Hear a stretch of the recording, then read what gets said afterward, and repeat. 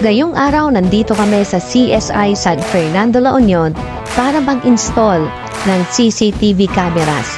We went to GB House para lagyan ng security cameras ang kanilang premises. Nilagyan namin ng CCTV almost all the corners para lahat ay kitang-kita at well-monitored.